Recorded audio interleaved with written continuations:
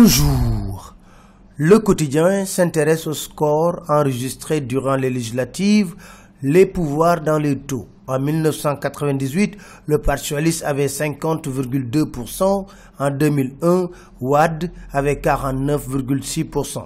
Pour nos confrères, le message du 30 juillet a une forte ressemblance avec celui des législatives de 1998, à l'issue duquel le Parti socialiste s'en est tiré avec 50,2% et on connaît la suite 2 ans plus tard. Macky l'a-t-il compris? Non. Vox Populi nous dit, en réunion de secrétariat exécutif de l'APR, Macky a bombé le torse en déclarant « On a gagné et bien gagné, il faut savourer cette victoire ».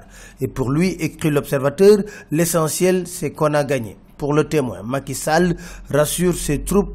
Comment? Il leur a donné l'exemple du président Macron qui, entre la présidentielle de mai et les législatives de juin, est passé de 66% à 49%. Bien. Vox Populi nous dit il a tressé également des lauriers avant de renouveler sa confiance à son Premier ministre qu'il qualifie dans l'Observateur d'un homme raisonnable et raisonné. Quitte du ministre de l'Intérieur, l'AS nous dit Macky Sall a félicité Abdoulaye Daouda Diallo de l'organisation des élections et l'opposition dans tout cela. Dans l'Observateur, il estime que l'opposition est dans son rôle de critiquer. Pire, il accuse l'opposition de sabotage, relève Vox Populi. Justement, parlant de sabotage, l'affaire de Touba refait surface. Le Témoin nous dit Serigne Assane Mbacké du PDS et Mor Lo de Benno Bokk Yakaar ont été arrêtés et placés en garde à vue. Restons avec le Témoin qui nous dit que Macky est en face d'un dilemme cornélien en direction de la présidentielle de 2019. Faut-il sanctionner ou ne pas sanctionner les responsables perdants?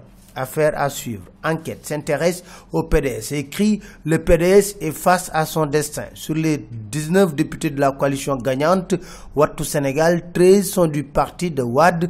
Doudou Wade, lui, est optimiste. Il déclare l'avenir du PDS est très radieux. Pour l'enseignant Moussa Diaw, si le PDS veut revenir aux affaires, il doit trouver de nouveaux électeurs et les mobiliser autour d'un projet viable. Vox Populi parle de flou total autour d'un cadeau empoisonné, parlant du statut du chef de l'opposition. C'est le statu quo autour d'une question complexe. Pour Moussa Tine, la question est complexe parce qu'on ne sait pas comment établir le statut.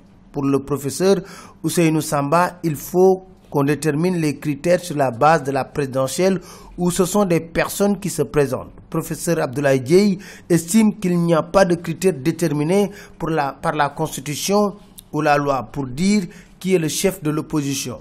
Professeur Babacar Gueye rappelle tant qu'il n'y a pas de loi, le chef de l'opposition n'existera pas. L'AS révèle que l'Assemblée se féminise, 70 femmes ont été élues. Ami Collé Dieng a été finalement déféré pour son avocat dans l'Observateur, Maître Clotaire Ciré Ly.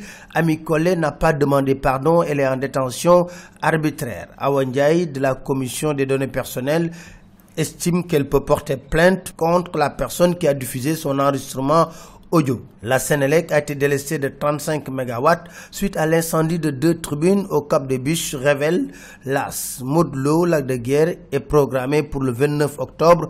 Ama Baldé, Papa Sow, le 19 novembre, révèle l'Observateur. C'était tout, merci, bonne lecture à tous.